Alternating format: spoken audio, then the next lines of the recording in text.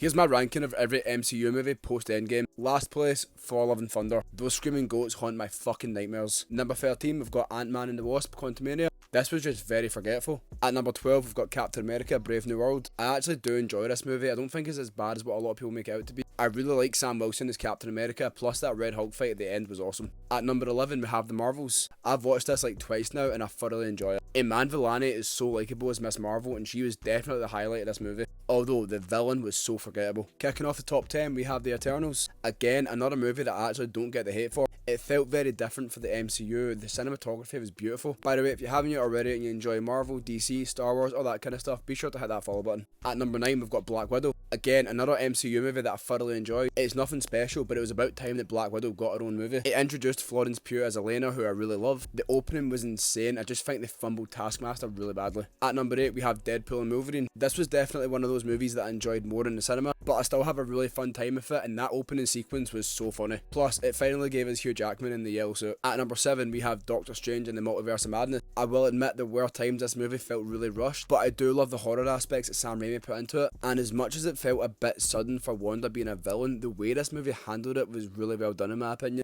At number 6, we got Spider-Man Far From Home. Not gonna lie, I always forget this is a post-Endgame movie just because it feels like it came out so long ago. I do prefer Spider-Man staying in New York, but it is really interesting to see him going about the world. I enjoyed Jake Gyllenhaal as Mysterio as well. It's not my favourite Spider-Man movie, but it's not my least favourite either. Kicking off that top 5 though is Black Panther Wakanda Forever. I thought this movie was absolutely brilliant. It was so heartbreaking to watch. I love seeing Shuri step up to being the Black Panther, and Namor was such a great villain. At number 4, we have Shang-Chi. Easily some of the best action sequences in the MCU. Simu Liu is so likable as Shang-Chi. Gave us Wenwu as well, who in my opinion is a top 10 MCU villain. At number 3, we have Thunderbolts. Call it recency bias all you want, I don't care. I absolutely love this movie. Ever since I watched it, I just can't stop thinking about it. Every single one of these characters were done so well, especially Yelena, played by Florence Pugh. At number 2, we've got Guardians of the Galaxy Volume 3. I always say this is my favourite post-Endgame, but I'll explain in a minute. This was such a fantastic ending to James Gunn's Guardians of the Galaxy trilogy. It was heartfelt, emotional, funny. Number 1 is Spider-Man No Way Home. Again, just like Far From Home, because this came out so long ago, I always forget that it's a post-Endgame movie, so I always end up saying that Guardians is my favourite. As a diehard Spider-Man fan my entire life, this movie just speaks to me on such an emotional level. Seeing Tobey and Andrew come back, Willem Dafoe was so good again as the Green Goblin, and I stand by the fact this movie was not nostalgia bait. Did it use nostalgia a bit to get to our feelings? Of course it did, but it worked for the plot of the film, and because of that, it doesn't just feel like cheap nostalgia. Andrew Garfield is my favourite Spider-Man, but I absolutely love Tom Holland in the role as well. He is so good.